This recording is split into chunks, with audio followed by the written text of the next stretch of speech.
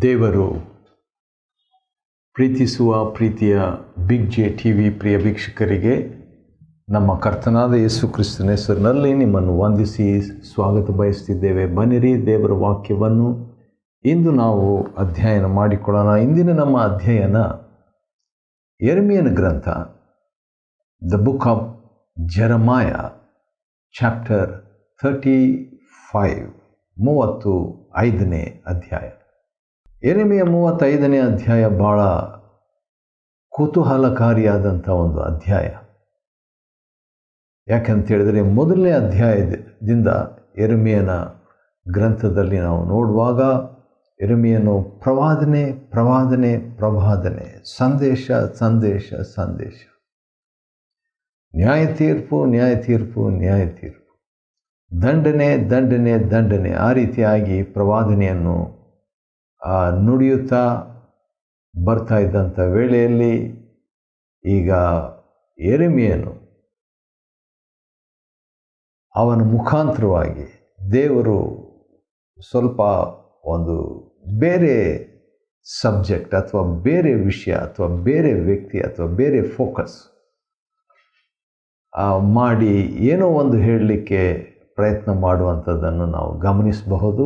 ಭಾಳ ಇಂಟ್ರೆಸ್ಟಿಂಗ್ ಆಗಿರುವಂಥ ಒಂದು ಅಧ್ಯಾಯ. ಬನ್ನಿರಿ, ನಾವು ನೋಡಿಕೊಳ್ಳೋಣ. ಯೆರೆಮೀಯನ ಗ್ರಂಥ 35ನೇ ಅಧ್ಯಾಯ. ಯೋಷೀಯನ ಮಗನು, ಯೆಹೂದದ ಅರಸನೂ ಆದ ಯೆಹೋಯಾಕೀಮ್ ಅವನ ಕಾಲದಲ್ಲಿ ದೇವರು ಯೆರೆಮೀಯನಿಗೆ ಒಂದು ವಾಕ್ಯ ಕೊಟ್ಟರು. ಏನು ಮಾಡಿದರು, ಏನು ಹೇಳಿದರು ನೋಡೋಣ. 2ನೇ ವಚನ. ನೀನು, ಅಂದರೆ ದೇವರು ಯೆರೆಮೀಯನಿಗೆ ಹೇಳ್ತಾ ಇರೋದು, ನೀನು ರೇಕಾಬನ ಮನೆತನದವರ ಬಳಿಗೆ ಹೋಗಿ, ರೇಕಾಬನ ಮನೆತನದವರು ಅಥವಾ ರೇಖಾಬ್ಯರು ಎಂಬಂಥ ಒಂದು ಜನಾಂಗ ಅಥವಾ ಜನರು ಗುಂಪಿನವರು, ಒಂದು ಮನೆಯವರು, ಅವರ ಬಳಿಗೆ ಹೋಗಿ ಅವರ ಸಂಗಡ ಮಾತಾಡಿ ಅವರನ್ನು ಯೆಹೋವನ ಆಲಯದ ಒಂದು ಕೋಣೆಯೊಳಗೆ ಕರೆದು,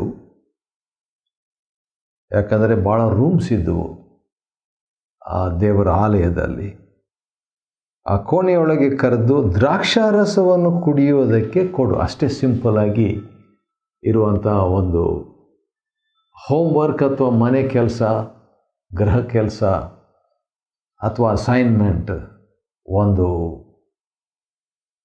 ಕೆಲಸ, ಟಾಸ್ಕ್. ಆ ರೀತಿಯಾಗಿ ಹೇಳಿದಾಗ ಪ್ರವಾದಿಯಾದ ಯೆರೆಮೀಯನ ಪ್ರವಾದಿಯು ಯೆರೆಮೀಯನ ಮಗನೂ ಹಬಚ್ಚಿನನ ಮೊಮ್ಮಗನೂ ಆದ ಯಾಜನ್ಯ ಅವನ ಅಣ್ಣ ತಮ್ಮಂದರು, ಅವನ ಎಲ್ಲ ಮಕ್ಕಳು, ಅಂತೂ ರೇಖಾಬನ ಮನೆತನದವರೆಲ್ಲರನ್ನು ಯೆಹೋವನ ಆಲಯಕ್ಕೆ ಕರೆದು, ಅಲ್ಲಿ ಒಂದು ಕೋಣೆ ಇತ್ತು. ಅದು ಯಾವ ಕೋಣೆ ಅಂತ ಹೇಳಿದ್ರೆ ಭಾಳ ಇಂಟ್ರೆಸ್ಟಿಂಗ್. ಅದು ದೇವರ ಮನುಷ್ಯನು ಆದ ಹಾನಾನ್ ಅಂತ ಒಬ್ಬ ವ್ಯಕ್ತಿ. ಆತನ ಬಗ್ಗೆ ಭಾಳ ಡೀಟೇಲ್ಸ್ ನಮಗೆ ಗೊತ್ತಿಲ್ಲ. ಆದರೆ ಆತನು ಎಂಥ ವ್ಯಕ್ತಿ ಆಗಿದ್ದರೆ ದೇವರ ಮನುಷ್ಯ, ಮ್ಯಾನ್ ಆಫ್ ಗಾಡ್. ಅದು ಆತ್ಮಿಕ ಮಟ್ಟದಲ್ಲಿ ಅದೊಂದು PhD. ಅದು ದೇವರ ಮನುಷ್ಯರಾಗಿರೋದು ಭಾಳ ಅಪರೂಪ. ಅಂತ ದೇವರ ಮನುಷ್ಯರು ಲೋಕದಲ್ಲಿ ಭಾಳ ಅಪರೂಪ.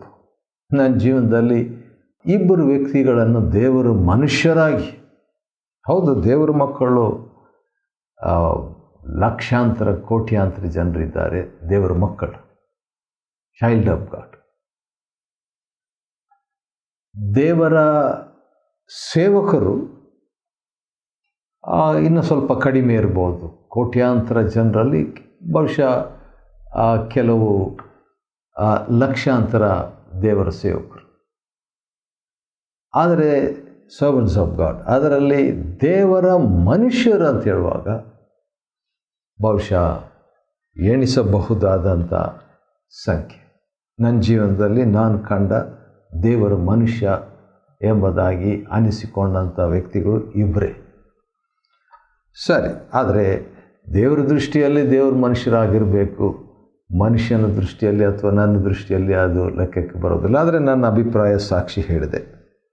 ಸರಿ, ದೇವರ ಮನುಷ್ಯನಾದ ಹಾನಾನನ ಮಕ್ಕಳ ಕೋಣೆಯೊಳಗೆ, ಅಂದರೆ ಅಲ್ಲಿ ಒಂದು ಕೋಣೆ ಇತ್ತು, ಅಲ್ಲಿ ಇವರೆಲ್ಲರೂ ಬಂದರು. ರೇಖಾಬನ ಅಥವಾ ರೇಖಾಬ್ಯರು ಬಂದರು, ಅಥವಾ ರೇಖಾಬನ ಮನೆತನದವರು ಬಂದರು. ಅದರಲ್ಲಿ ಇಂಟ್ರೆಸ್ಟಿಂಗ್ ಏನಂತ ಹೇಳಿದ್ರೆ, ಯೆರೆಮೀಯನ ಮಗನು ಕೂಡ ಬಂದುಬಿಟ್ಟಿದ್ದಾನೆ. ಯಾಜನ್ಯ 3ನೇ ವಚನ. ಮತ್ತು ಬಹುಶಃ ಇವನು ಬೇರೆ ಬೇರೆ ವ್ಯಕ್ತಿಗಳು, ಅವನ ಅಣ್ಣ ತಮ್ಮಂದರು ಕೂಡ ಬಂದ್ರಂತೆ. ಬೇರೆ ಬೇರೆ ವ್ಯಕ್ತಿಗಳು. ಇದು ಸ್ಪೆಷಲ್ ಅಕೇಶನ್ ಆಗಿ ಇರೋದರಿಂದ ಅಪರೂಪವಾಗಿ ಬಂದಿದ್ದಾರೆ. ಬಂದ ಮೇಲೆ ಏನಾಗ್ತಾ ಇದೆ, ಈಗ ಎಲ್ಲರೂ ದೇವಾಲಯಕ್ಕೆ ಬಂದುಬಿಟ್ಟಿದ್ದಾರೆ ದೇವರು ಹೇಳಿದ ಪ್ರಕಾರವಾಗಿ. ಆದರೆ ದೇವಾಲಯದಲ್ಲಿ ಅಲ್ಲಿ ಅವರು ಪೂಜೆ ಮಾಡಲಿಕ್ಕೆ, ಅಂದರೆ ಅವರು ಆರಾಧನೆ ಮಾಡಲಿಕ್ಕೆ ಅಥವಾ ಪ್ರಸಂಗ ಮಾಡಲಿಕ್ಕೆ ಅಥವಾ ಪ್ರಾರ್ಥನೆ ಮಾಡಲಿಕ್ಕೆ ಅಥವಾ ಬಲಿ ಕೊಡಲಿಕ್ಕೆ ಬಂದಿಲ್ಲ. ಇದು ಭಾಳ ವ್ಯತ್ಯಾಸವಾದಂಥ ಒಂದು ಅಸೈನ್ಮೆಂಟ್. ಇದು ಏನಂತ ನೋಡೋಣ ಬನ್ನಿರಿ. 5ನೇ ವಚನ. ಅಲ್ಲಿ ಅವರನ್ನೆಲ್ಲ ಬರಮಾಡಿ ದ್ರಾಕ್ಷಾರಸ ತುಂಬಿದ ಬಟ್ಟಲುಗಳನ್ನು ಪಂಚಪಾತ್ರೆಗಳನ್ನು ಇಟ್ಟುಬಿಟ್ಟು, 2 ಮಾತು, ದ್ರಾಕ್ಷಾರಸ ಕುಡೀರಿ ಅಂತ ಅಷ್ಟೇ ಹೇಳಿದರು. ಅದಕ್ಕೆ ರೇಖಾಬ್ಯರು, ಅವರಲ್ಲಿ ಒಬ್ಬ ರೆಪ್ರೆಸೆಂಟೇಟಿವ್ ಪ್ರತಿನಿಧಿ ಒಬ್ಬ ವ್ಯಕ್ತಿ ಇದ್ದ. ಆತನು ಯಾರಂತ ಹೇಳಿದರೆ ಯೋನಾದಾಬ್ ಅಂತ ಹೇಳ್ಬಿಟ್ಟು. ಯೋನಾದಾಬ್ ಅಂತ ಹೇಳಿದರೆ ಯೆಹೋವನು ವಿಸ್ತರಿಸಿದ್ದಾನೆ, ಯೆಹೋವನಿಂದ ವಿಸ್ತಾರಗೊಂಡವರು, ಹೆಚ್ಚಿಸಲ್ಪಟ್ಟವರು. ಹೌದು, ಆತ್ಮಿಕವಾಗಿ ಅಥವಾ ಆತನ ಗಣನೆಯಲ್ಲಿ ಬಹುಶಃ ಯೋನಾದಾಬನು ಹೇಳಿದ ಮಾತು ಏನಂದರೆ, ದ್ರಾಕ್ಷಾರಸ ಕುಡಿರಿ ಹೇಳಿದ್ದಕ್ಕೆ, ಇಲ್ಲ, ನೀವಾಗಲಿ ನಿಮ್ಮ ಸಂತಾನದವರಾಗಲಿ ಯುಗ ಯುಗಾಂತರಕ್ಕೂ, ಯುಗ ಯುಗಾಂತರಕ್ಕೂ ದ್ರಾಕ್ಷಾರಸ ಕುಡಿಬಾರದು. 1, ಮನೆ ಕಟ್ಟಬಾರ್ದು. 2, ಬೀಜ ಬಿತ್ತಬಾರ್ದು. 3, ತೋಟ ಮಾಡಬಾರ್ದು. 4, ಆ ತೋಟ ಅನುಭವಿಸಲು ಬಾರದು. ಆಮೇಲೆ ನಿಮ್ಮ ಜೀವಮಾನವೆಲ್ಲ ಗುಡಾರಗಳಲ್ಲೇ ವಾಸ ಮಾಡಬೇಕು. ಆಶ್ಚರ್ಯ! ಇದರಿಂದ ನೀವು ತಂಗುವ ದೇಶದಲ್ಲಿ ನಿಮಗೆ ದೀರ್ಘಾಯುಷ್ಯವಾಗುವುದು ಎಂದು ಅಪ್ಪಣೆ ಕೊಟ್ಟಿದ್ದಾನೆ. ಆದ ಕಾರಣ ನಾವು ದ್ರಾಕ್ಷಾರಸ ಕುಡಿಯಲ್ಲ. ಸಾರಿ, ನಾವು ಹೇಳ್ತೀವಲ್ಲ, ನಾನು ಟೀ ಕುಡಿಯೋದಿಲ್ಲ ಸಾರಿ, ಕಾಫಿ ಕುಡಿಯೋದಿಲ್ಲ ಸಾರಿ, ಅಥವಾ ಆ ರೀತಿಯಾಗಿ ಹೇಳ್ತೀವಲ್ಲ, ಆ ರೀತಿಯಾಗಿ ಇವರು ಕೂಡ ನೋ ಡ್ರಿಂಕ್ಸ್ ಪ್ಲೀಸ್. ಹಾಗೆ ಇವರು ರೇಖಾಬ್ಯರು ಹೇಳಿಬಿಟ್ರು. ಮತ್ತು ನಮ್ಮ ಪಿತೃವಾದ ರೇಖಾಬನ ಮಗನಾಗಿರುವ ಯೋನಾದಾಬನ ನಮಗೆ ಕೊಟ್ಟ ಪ್ರತಿನಿಧಿ ರೇಖಾಬ್ಯರು ಹೌದು. ಅದರಲ್ಲಿ ಒಬ್ಬ ವ್ಯಕ್ತಿ ಪ್ರತಿನಿಧಿಯಾಗಿ, ಸ್ಪೋಕ್ಸ್ ಪರ್ಸನ್ ಆಗಿ ಅಥವಾ ಮಾತು ಆಗಿ ಹೇಳಿದಂಥ ವ್ಯಕ್ತಿ. ಆದ ಕಾರಣ ರೇಖಾಬ್ಯರಲ್ಲಿ ಅವರ ಬಗ್ಗೆ ಬರ್ತಾ ಇದೆ. ಅವನೇ ನಮಗೆ ಆಜ್ಞೆ ಕೊಟ್ಟನು. ಯೋನಾದಾಬನು ನಮಗೆ ಕೊಟ್ಟ ಈ ಅಪ್ಪಣೆಯನ್ನು ಎಲ್ಲ ವಿಷಯದಲ್ಲಿಯೂ ಕೈಕೊಳ್ತಾ ಇದ್ದೇವೆ. ವಾವ್! 8ನೇ ವಚನ. ನಾವಾಗಲಿ ನಮ್ಮ ಹೆಂಡತಿಯರಾಗಲಿ ಗಂಡು ಹೆಣ್ಣು ಮಕ್ಕಳಾಗಲಿ ಜೀವಮಾನದಲ್ಲೆಲ್ಲ ದ್ರಾಕ್ಷ ರಸವನ್ನು ಕುಡಿಯುವುದಿಲ್ಲ. ಆದರೆ ಈಗ ಬಾಬೆಲ್ನ ಅರಸನು ನೆಬೂಕದ್ನೆಚ್ಚರನು ದೇಶದೊಳಗೆ ಬಂದುಬಿಟ್ಟಿದ್ದಾನೆ. ಯಾಕಂದರೆ ಯುದ್ಧ ಮಾಡಲಿಕ್ಕೆ ಬಂದುಬಿಟ್ಟಿದ್ದಾನೆ. ಕಸ್ದಿಯರ ಮತ್ತು ಅರಾಮ್ಯರ ಸೈನ್ಯಗಳ ಮುಂದೆ ನಿಲ್ಲದೆ ಯೆರೂಸಲೇಮಿಗೆ ಹೋಗೋಣ ಬನ್ನಿ ಅಂದುಕೊಂಡು ಯೆರೂಸಲೇಮಿನಲ್ಲಿ ವಾಸಿಸ್ತಾ ಇದ್ದೇವೆ ಎಂದು ಹೇಳಿದರು. ಇಷ್ಟೇ ನಡೆದಿದ್ದು. ಸಿಂಪಲಾಗಿ ಹೇಳಬೇಕಾದ್ರೆ ದ್ರಾಕ್ಷಾರಸ ಕುಡೀರಿ ಅಂತ ಹೇಳಿಬಿಟ್ಟು ರೇಖಾಬ್ಯರನ್ನು ಯೆರೆಮೀಯ ಮತ್ತು ಅವನ ಸಂಗಡಿಗರು ಹೇಳ್ತಾರೆ. ಅವ್ರು ಕುಡಿಯೋದಿಲ್ಲ, ಅದು ಶಾಶ್ವತವಾದಂಥ ಒಂದು ಒಡಂಬಡಿಕೆ ಅಥವಾ ಮಾತು ಎಂಬುದಾಗಿ ಹೇಳಿಬಿಟ್ರು. ನಡೆದಿದ್ದಿಷ್ಟೇ. 35ನೇ ಅಧ್ಯಾಯ ಯೆರೆಮೀಯನ ಗ್ರಂಥ 12ನೇ ವಚನದಿಂದ ನಾವು ನೋಡುವಾಗ, ಯೆಹೋವನು ಯೆರೆಮೀಯನಿಗೆ ಇನ್ನೊಂದು ಮಾತನ್ನು ಕೊಡ್ತಾನ್ರಿ, ದಯಪಾಲಿಸ್ತಾನೆ. ಅದೇನೆಂದರೆ, ಇಸ್ರಾಯೇಲರ ದೇವರು, ಇನ್ನೂ ಇಸ್ರಾಯೇಲರ ದೇವರು ಬಿಟ್ಟಿಲ್ಲ, ಯುದ್ಧ ನಡೀತಾ ಇದೆ. ಸ್ವಲ್ಪ ದಿನಗಳಲ್ಲಿ, ಬಹುಶಃ ಕೆಲವೇ ನಿಮಿಷಗಳಲ್ಲಿ ಅಥವಾ ಕೆಲವೇ ದಿವಸಗಳಲ್ಲಿ, ಎನಿ ಟೈಮ್, ಯಾವುದೇ ಸಮಯ ಅವರು ಇಸ್ರಾಯೇಲ್ ದೇಶವನ್ನು ಬಿಟ್ಟು ಹೋಗಬೇಕಾಗ್ತದೆ. ಇಸ್ರಾಯೇಲರ ದೇವರು ಸೇನಾಧೀಶ್ವರನಾದ ಯೆಹೋವನಿಂತೆನ್ನುತ್ತಾನೆ, ಏನು? ಯೆಹೂದ್ಯರಿಗೆ ಇದನ್ನು ಹೇಳು ಅಂತ ಯೆರೆಮೀಯನಿಗೆ ದೇವರು ಹೇಳ್ತಿದ್ದಾನೆ. ಏನಂತ? ನೀವು ಬುದ್ಧಿ ತಂದುಕೊಂಡು ನನ್ನ ಮಾತುಗಳನ್ನು ಕೇಳುವುದಿಲ್ಲವೋ? ಯಾಕೆ ದೇವರಿಂಥ ಪ್ರಶ್ನೆ ಕೇಳ್ತಾರೆ? ರೇಖಾಬನ ಮಗನಾದ ಯೋನಾದಾಬನು ತನ್ನ ಸಂತಾನದವರಿಗೆ ದ್ರಾಕ್ಷಾರಸ ಕುಡಿಬಾರ್ದು ಎಂದು ಅಪ್ಪಣೆ ನೆರವೇರಿದೆ. ಇಂದಿನವರೆಗೂ ಅವರು ದ್ರಾಕ್ಷಾರಸ ಕುಡಿತಾ ಇಲ್ಲ. ಯಾಕೆ? ತಮ್ಮ ಪಿತೃವಿನ ಆಜ್ಞೆಯನ್ನು ಕೈಕೊಂಡಿದ್ದಾರೆ. ಶತಮಾನಗಳು ಅಥವಾ ವರ್ಷಾನುಗಟ್ಟಲೆ, ಭಾಳ ವರ್ಷಗಳು ಆ ರೀತಿಯಾಗಿ ಕೈಕೊಂಡು ಬಂದಿದ್ದಾರೆ. ನೀವು ನಾನು ನಿಮಗೆ ಎಡೆಬಿಡದೆ ಹೇಳುತ್ತಾ ಬಂದರೂ ನನ್ನ ಮಾತಿಗೆ ಕಿವಿಗೊಡಲಿಲ್ಲ. ಇದಲ್ಲದೆ ನಾನು ನನ್ನ ಸೇವಕರಾದ ಪ್ರವಾದಿಗಳನ್ನೆಲ್ಲ ನಿಮ್ಮ ಬಳಿಗೆ ನಿತ್ಯವೂ ಕಳಿಸುತ್ತಾ ನಿಮ್ಮ ದುಷ್ಟ ಮಾರ್ಗವನ್ನು ಬಿಟ್ಟು ನನ್ನ ಕಡೆ ತಿರುಗಿಕೊಡ್ರಿ ಅಂತ ಹೇಳಿದಂಥ ಸಂದೇಶವನ್ನು ನೀವು ಕೇಳ್ತಾ ಇಲ್ಲ. ಇಷ್ಟೇ. ರೇಖಾಬ್ಯರು ತಮ್ಮ ಪಿತೃವಿನ ಮಾತನ್ನು ಕೇಳಿದರು, ನನ್ನ ಜನರು ನನ್ನ ಮಾತನ್ನು ನೀವು ಕೇಳ್ತಾ ಇಲ್ಲ. ಇಷ್ಟೇ. ಈ ಮಾತನ್ನು ಅದು ಏನಂತ ನೀವು ಸಿಂಪಲ್ ದೇವರು ಆಡಿದಂಥ ಮಾತು. ನೀವೆಲ್ಲರೂ ನಿಮ್ಮ ಮಾರ್ಗಗಳಿಂದ ಹಿಂದಿರುಗಿ, 15ನೇ ವಚನ, ನಿಮ್ಮ ನಡತೆಗಳನ್ನು ಸರಿಪಡಿಸಿಕೊಡ್ರಿ. 2ನೇದು,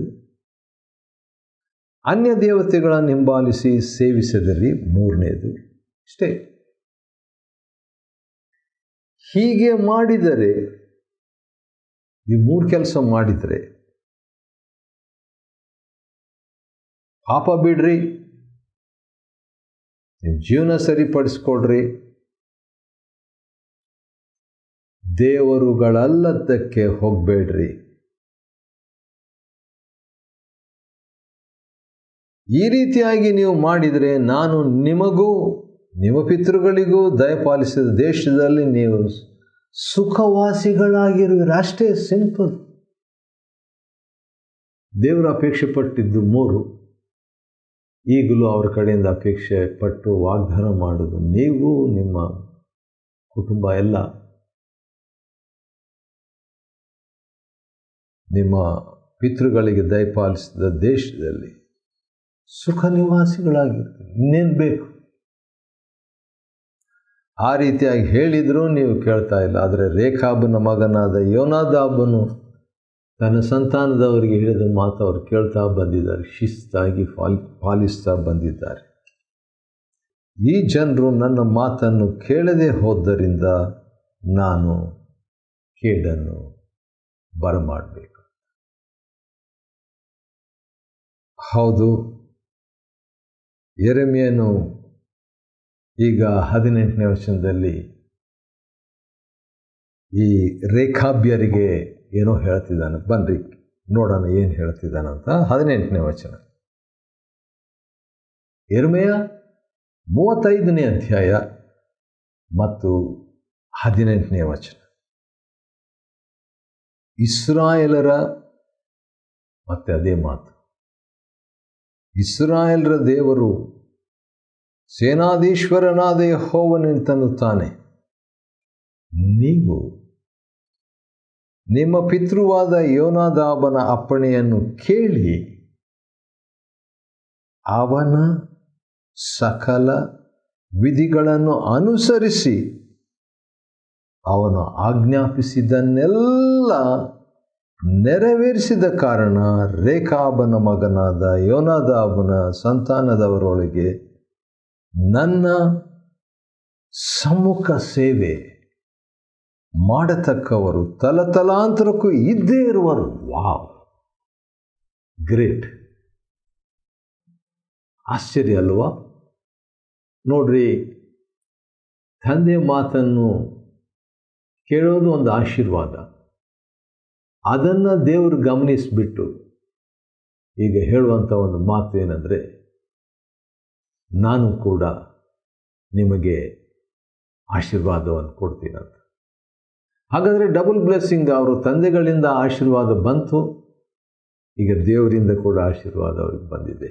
ಏನಂತ ದೇವರು ಹೇಳ್ತಿದ್ದಾರೆ ಇನ್ನೊಂದು ಸರಿ ನೋಡೋಣ. ಭಾಳ ದೊಡ್ಡ ಮಾತಿದ್ದು. ಅದೇನಂತ ಹೇಳಿದರೆ,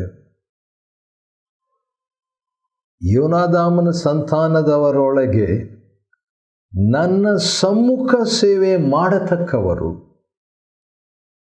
ತಲತಲಾಂತರಕ್ಕೂ ಇದ್ದೇ ಇರುವರು. ವಾವ್! ಸೇವೆಯಲ್ಲಿ ನೋಡ್ರಿ, ಭಾಳ ವಿಧವಾದಂಥ ಸೇವೆಗಳಿದೆ. ಸಿಂಪಲ್ಲಾಗಿ ಹೇಳಬೇಕಾದ್ರೆ ವಾಕ್ಯ ಸೇವೆ ಇದೆ, ಪ್ರವಾದನ ಸೇವೆ ಇದೆ, ಸಭಾಪಾಲನ ಸೇವೆ ಇದೆ, ಬೋಧನಾ ಸೇವೆ ಇದೆ, ಸುವಾರ್ಥ ಸೇವೆ ಇದೆ, ಪ್ರಾರ್ಥನಾ ಸೇವೆ ಇದೆ, ಲೂಕ 2ರಲ್ಲಿ ಉಪವಾಸದ ಸೇವೆ ಇದೆ, ಬೇರೆ ಬೇರೆ ಸೇವೆ ಇದೆ. ಆದರೆ ಇವೆಲ್ಲ ಸೇವೆಗಳಲ್ಲಿ ಬಹಳ ಗಂಭೀರವಾದ PhD ಸೇವೆ ಯಾವುದಂದರೆ, ಇಲ್ಲಿ ಬರೆದಿರುವ ಹಾಗೆ ಯೆರೆಮೀಯನ ಗ್ರಂಥ 35ನೇ ಅಧ್ಯಾಯ 19ನೇ ವಚನ, ದೇವರ ಸಮ್ಮುಖ ಸೇವೆ. ಇದರ ಬಗ್ಗೆ ಬಹಳಷ್ಟು ಯೆಹೆಜ್ಕೇಲ್ 44ರಲ್ಲಿದೆ. ಅದಕ್ಕೆ ಬಂದಾಗ, ಆ ಅಧ್ಯಾಯಕ್ಕೆ ಬಂದಾಗ ನೋಡ್ಕೊಳ್ಳೋಣ. ಆದರೆ ಇದನ್ನು ನೀವು ನೋಟ್ ಮಾಡಿಕೊಳ್ಬೋದು. ಸಮ್ಮುಖ ಸೇವೆ. ಪ್ರಕಟಣೆ 22ರಲ್ಲಿ ಕೂಡ ಅದರ ಬಗ್ಗೆ ಸ್ವಲ್ಪ ಮಟ್ಟಿಗಿದೆ. ಆದ ಕಾರಣ ಆ ಒಂದು ಸಮ್ಮುಖ ಸೇವೆ, PhD ಸೇವೆ, ಇದು ಎಲ್ರಿಗೂ ತೆರೆದಿರುವಂಥದ್ದು. ಮನಸ್ಸಿದ್ರೆ ಮಾರ್ಗ. ಹೌದು, ಈ ರೇಖಾಬ್ಯರ ಮುಖಾಂತರವಾಗಿ ಒಂದು ಅವರ ವಿಧೇಯತೆಯ ದೃಷ್ಟಾಂತದಿಂದ ದೊಡ್ಡ ಪಾಠ ನಾವು ಕಲಿತಿದ್ದೇವೆ. ಯೆರೆಮೀಯನ ಗ್ರಂಥ 35ನೇ ಅಧ್ಯಾಯವನ್ನು ಅಧ್ಯಯನ ಮಾಡಿಕೊಳ್ಳುವಂತೆ ದೇವರು ಕೊಟ್ಟ ಕೃಪೆಗಾಗಿ ಆತನಿಗೆ ಸ್ತೋತ್ರವಾಗಲಿ. ದೇವರು ನಿಮ್ಮನ್ನು ಆಶೀರ್ವದಿಸಲಿ.